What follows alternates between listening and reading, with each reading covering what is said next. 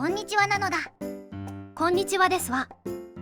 今回は WOT プラスなるサブスクサービスについて解説していくのだ。なんかいつの間にか表示されるようになってたけど、これは何？ WOT プラスは中国サーバーで試験運用されてるサブスクリプションサービスなのだ。中国サーバー限定の機能なので、でも他のリージョンでも表示されるようになったってことは。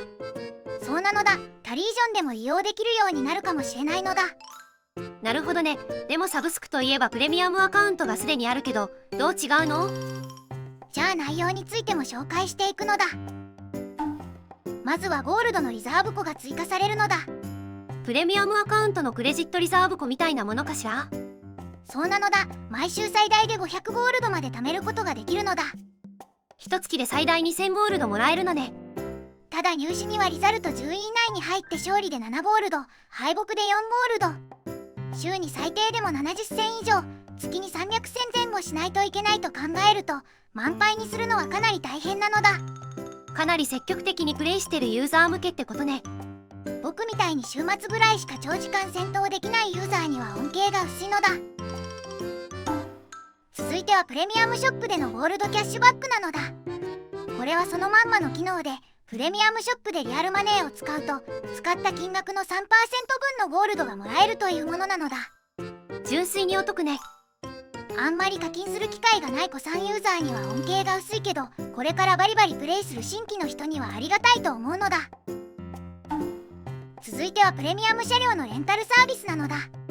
毎月入れ替わる3両のティア8プレミアム戦車から1両を選んでレンタルできるサービスなのだ。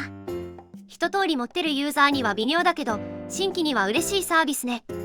ただこのレンタル枠限定で中国ティア 8HT、WG1132 がレンタルできるのだ。まさかの限定車両入りなのね。しかもこの車両ティア8番快速 HT って感じで普通に強そうなのだ。名前の通りティア10 HT の113の車体そのまんまで、この時点ですでに強いのだ。最近車体だけティア10から持ってくるの流行ってるのかしら。砲塔はさすがに置き換えられてるんだけど、なんと置き換え先もティア 10MT の OBJ140 砲塔なのだ。っていうことはこの車両ティア8なのに砲塔も車体もティア10層当たってこと？そうなのだ。 MT 砲塔とはいえティア 10MT のものだから、ティア8としては十分すぎる硬さなのだ。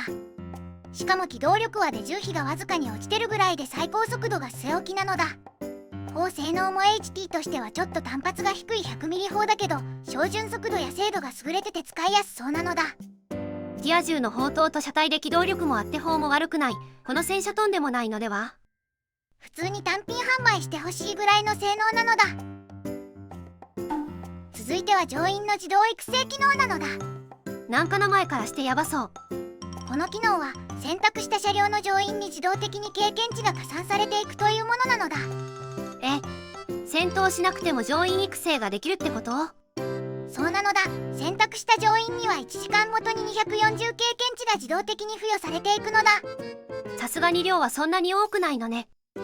いや、毎時だから1日で5760、月にすると17万2800経験値が加算されるのだ。そっか、月換算すると中級教本2冊分ぐらいにはなるのね。搭乗員経験値はいくらあっても困らないから、これは新規も古参も嬉しい特典なのだ。お次はディレクティブの無料配布なのだ。これもそのまんまで毎日3種類のディレクティブが無料でもらえるのだ。純粋にありがたい。まあ僕はラストエリクサー症候群で1回も使ったことないんだけど。もったいない。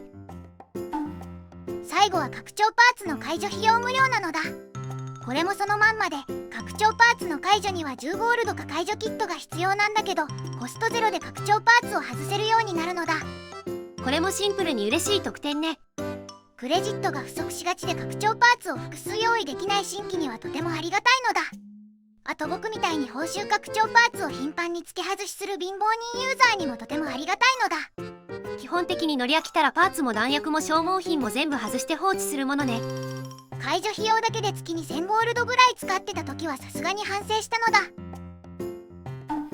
最後は気になる金額なのだ。中国サバだと43元、日本円だと800円ぐらいになってるのだ。まあ普通の金額ね。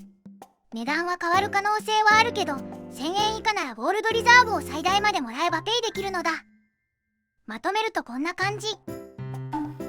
これから始める新規にはどれも嬉しい特典なんだけど、あらかた課金し終わってる古参ユーザーにはちょっと刺さらないかなって感じなのだ。乗員育成、拡張パーツの付け外しぐらいしか恩恵がないものね。せめてマップ版の権利プラス3枠もつけてくれないかな。それは確かに欲しいけど無理じゃないかしら。じゃあ今回の動画はこの辺りで、ご視聴ありがとうございましたなのだ。チャンネル登録もぜひお願いします。